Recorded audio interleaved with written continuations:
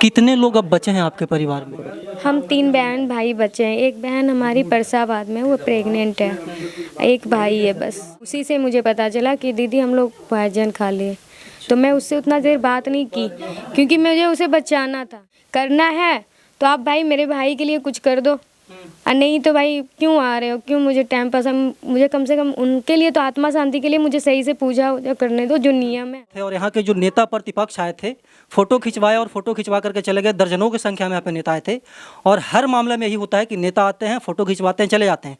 लेकिन अच्छा अमित जी, एक बात बताइए, जैसे कि 3-4 दिन घटना को हो गया है, क्या चाहते हैं सरकार से, शासन प्रशासन से क्या चाहते हैं आप लोग? देखिए, हम प्रशासन से इतना ही चाहेंगे कि सबसे पहले मुझे कोई आर्थिक व्यवस्था मिले, और दूसरी बात हमारी नौकरी भी चली जाएगी, क्योंकि मैं ऐसी कॉल सेंटर में जॉब करता था।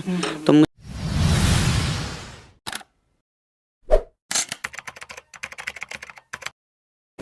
देखिए, अभी हम अमावा में हैं जी के, क्या बोलते हैं कि इनके परिजन के 6 लोग जहर खा करके हत्या कर लिए हैं, और क्या बोलते हैं कि अभी नेता प्रतिपक्ष आए थे, विजय सिन्हा जी। बहन जी, एक बात बताइए, नेताजी से क्या क्या आश्वासन मिला आप लोगों को? क्या मिला अभी तक? ऐसा कुछ नहीं बोले, वो सिर्फ इतना बोले हैं कि हम देखते हैं।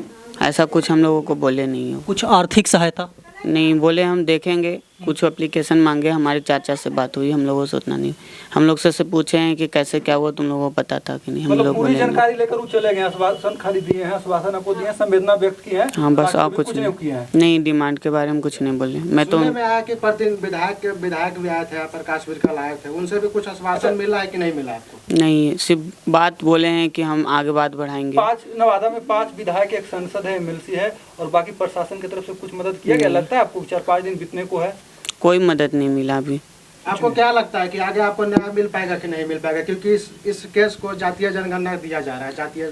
देखिए, वो सब आप लोग ही जानिएगा, आप लोग को हर चीज़ पता है। अच्छा अमित जी, एक बात बताइए, जैसे कि 3-4 दिन घटना को हो गया है, क्या चाहते हैं सरकार से, शासन प्रशासन से क्या चाहते हैं आप लोग? देखिए, हम प्रशासन से इतना ही चाहेंगे कि सबसे पहले मुझे कोई आर्थिक व्यवस्था मिले, और दूसरी बात हमारी नौकरी भी चली जाएगी, क्योंकि मैं ऐसी कॉल सेंटर में जॉब करता था।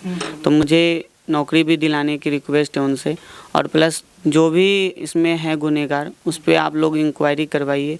सबूत आप लोगों के पास है, हम लोग तो बाहर रहते थे तो कुछ खास पता नहीं है। अच्छा अमित भाई, एक बात बताइए, आप एजुकेटेड हैं, पापा से वार्तालाप भी करते होंगे, कभी आपके पापा इस बात का जिक्र किया कि हमारे ऊपर इतना बड़ा कर्ज का बोझ लदा हुआ है? ठीक है, ऐसा बात तो ना मुझे बोले हैं ना मेरी दीदी को बोले, क्योंकि सबसे ज़्यादा फैमिली को इनसे ही बात होती थी।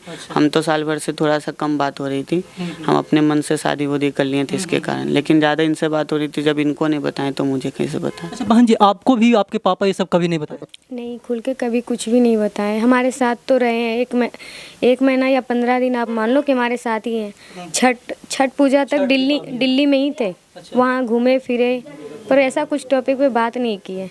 छठ के अगले दिन ही वहाँ से यहाँ आ गए थे नवादा। अच्छा, छठ के अगले दिन यहाँ पे आए नवादा में, और लगातार वहाँ पे नवादा में रह रहे थे?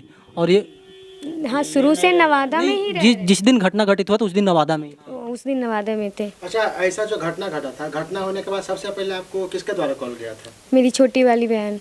अच्छा, जिनका मतलब कि पावापुरी में जिसका मामला? हाँ, वही कॉल की थी। अभी टाइम तो याद नहीं, फिर भी 10-11 आप मान लो, कि माइंड उस टाइम डिस्टर्ब था। उसी से मुझे पता चला कि दीदी हम लोग भोजन खा लिए। तो मैं उससे उतना देर बात नहीं की, क्योंकि मुझे उसे बचाना था। इसलिए मैं सोचने लगी कि क्या करूं। उस समय मैं सोच रही थी, दिल्ली में थी, तो 100 नंबर पे कॉल करूं, तो मैं वहां से कर भी नहीं सकती।